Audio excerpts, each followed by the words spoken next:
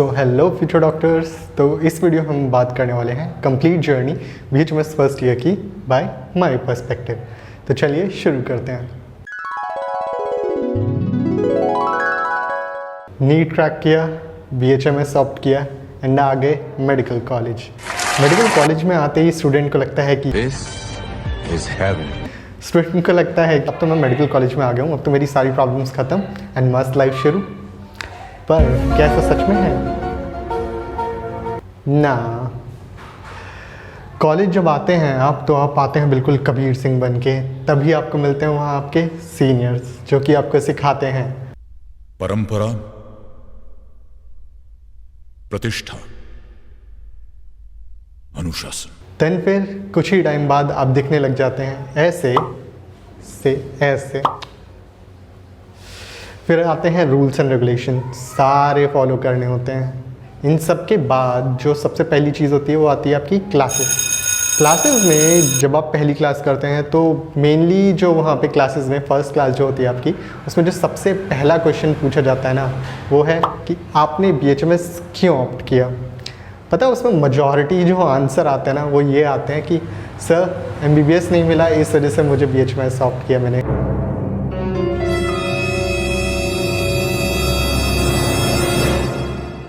बैठो बेटा, बहुत कुछ समझना है जिंदगी में। देखिए मैं एक चीज़ और बताना चाहूँगा कि जो हमारा सिलेबस होता है ना वो बहुत ज़्यादा वास्ट होता है, बहुत ज़्यादा वास्ट होता है। तो टीचर्स आपको हर चीज़ नहीं पढ़ा सकता, ठीक है। कई सारी चीज़ें जो होती हैं वो आपको खुद से भी पढ़नी होती है, यानी कि टीचर भी आपको पढ़ा रहा है और आपके हॉस्टल जाके आप खुद से भी वही सारी चीज़ें कंटिन्यूसली रिवाइज कर रहे हैं और है ना पढ़ रहे हैं। आप कहीं से भी पढ़ सकते हैं, आप चाहे तो फिर YouTube से पढ़ सकते हैं, बुक से पढ़ सकते हैं। मैं ऑलरेडी वैसे ही बता चुका हूँ कि कौन कौन से YouTube चैनल्स की हेल्प ले सकते हैं आप पढ़ने के लिए। ओके, तो अगर आपको वाला वीडियो भी देखना है तो आप यहाँ ऊपर आई बटन में मिल जाएगा आपको। क्लासेस और पढ़ाई ये सारी चीज़ें तो धीमे धीमे चलती रहेंगी। देन फिर आते हैं प्रैक्टिकल्स आएंगे आपके। प्रैक्टिकल्स में भी बहुत मज़ा आता है, बहुत मज़ा आता है। चलिए मैं कुछ क्लिप्स दिखाता हूँ आपको प्रैक्टिकल्स की।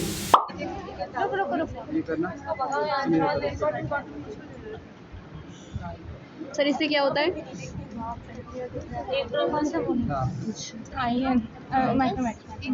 कहाँ क्या किया तुमने? ट्रांसपेरेंट वाला है ना? ट्रांसपेरेंट वाला मतलब कौन सा एंटिटी है? डालो। ठीक है।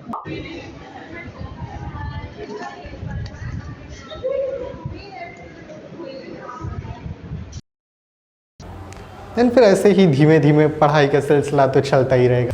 ये चीज़ें याद रखिएगा कि डेली कुछ ना कुछ पढ़ते रहिएगा। ये मत सोचिएगा कि आप सारी चीज़ें जो हैं एंड के लिए छोड़ दें कि मैं सारी जो है एंड में पढ़ूंगा आराम से। अगर आप ऐसा करते हैं ना तो फिर आपके अंदर से एक आवाज़ आएगी, क्या कर रहे हैं यार तू, मजाक है क्या? जब आप मेडिकल कॉलेज जा ही गए हैं तो यहाँ आके मज़े ना किए तो क्या किया। यहाँ मेडिकल कॉलेज में आने के बाद जो दोस्त बनते हैं ना उनके तो क्या ही कहने, और जो मस्ती होती है उनके साथ ना, सभी का एक रूम में बैठना रात को और ढेर सारी बातें करना, ढेर सारी मस्ती करना। शाम को एक साथ चाय की टपरी पे जाना, उसके बाद साथ मिलके सारे के सारे फेस्टिवल सेलिब्रेट करना, चाहे फिर वो होली हो, दिवाली हो, ईद हो, बसंत पंचमी हो, ढेर सारे सेलिब्रेशंस एंजॉय करना बहुत मस्त लगता है।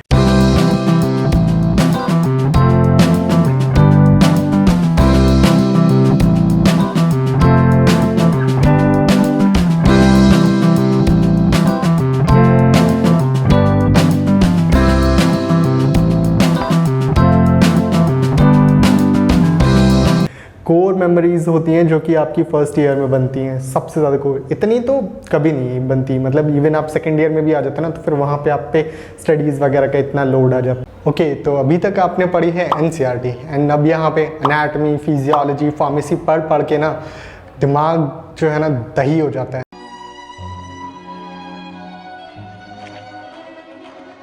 Two hours later.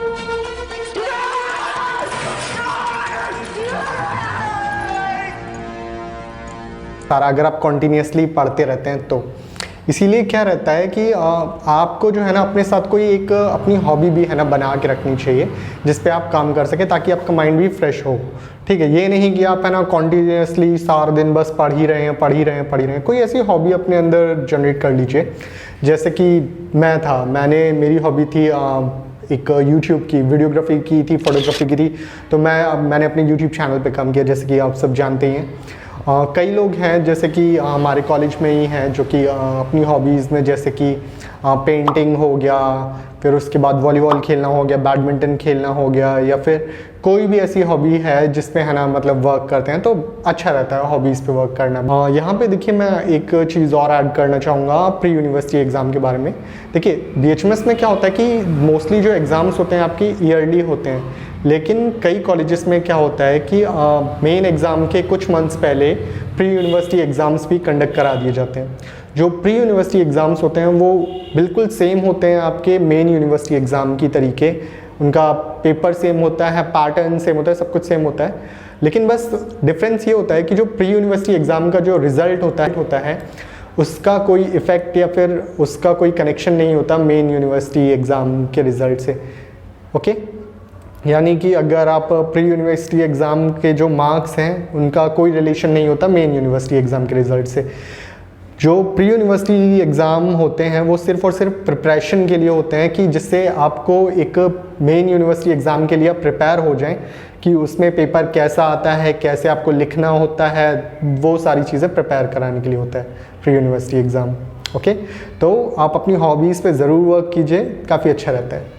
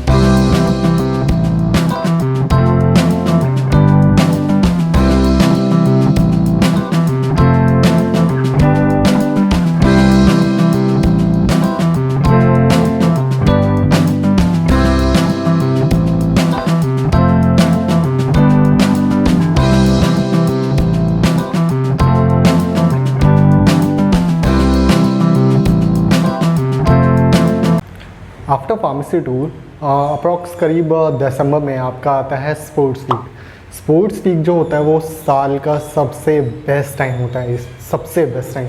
इसमें क्या रहता है कि सारे के सारे स्पोर्ट्स होते हैं, सारे के सारे स्पोर्ट्स, चाहे वो क्रिकेट हो, बैडमिंटन हो, वॉलीबॉल हो, फुटबॉल हो, XYZ सारे गेम्स होते हैं।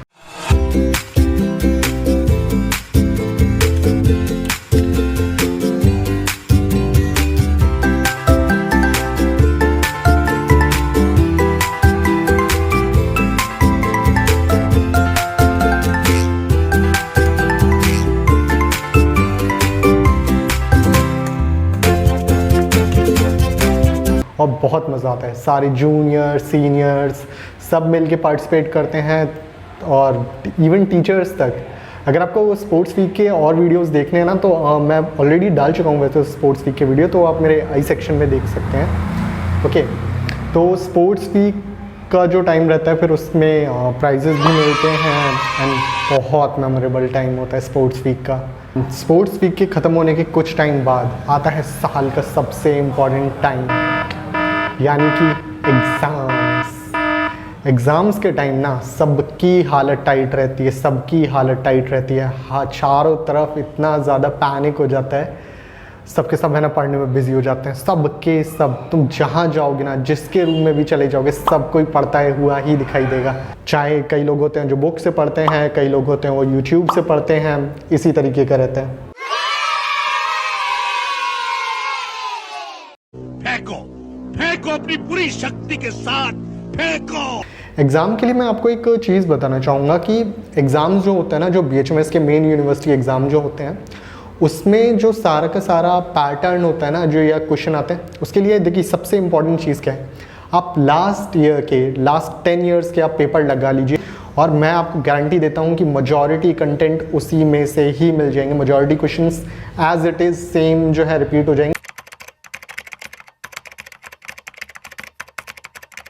बस थोड़ा सा उनमें चेंज हो जाएगा कि कोई जो पिछले साल हो सकता है शॉर्ट में आया हो, इस बार वो हो सकता है लॉन्ग में आ सकता है। एग्ज़ाम्स भी देखिए धीमे धीमे ख़त्म हो जाते हैं, देन फिर एग्ज़ाम्स के ख़त्म होने के बाद आता है प्रैक्टिकल्स या वाइवा का टाइम। प्रैक्टिकल्स या वाइवा में क्या होता है कि बाहर से एक एक्सटर्नल आता है, तो सबसे पहले वो क्या करता है कि सबसे पहले वो आपकी फाइल्स चेक करता है, देन फिर होता है वाइवा। वाइवा में वो आपसे है ना कई सारे क्वेश्चंस पूछता है, आपकी फाइल से रिलेटेड, आपसे फ्लेक्स बनवाए जाएंगे, उस टॉपिक से रिलेटेड है ना क्वेश्चंस पूछता है। तो बस ये सारी चीज़ें होती हैं। तो बस इसी के साथ जब वाइवा ख़त्म हो जाता है और इसी के साथ आपका फर्स्ट ईयर कंप्लीट हो जाता है एंड कुछ मंथ्स बाद रिज़ल्ट आ जाता है एंड फिर आपका सेकेंड ईयर शुरू हो जाता है। तो यही था all over video complete BHMS first year का as my perspective, as my memories. तो थैंक यू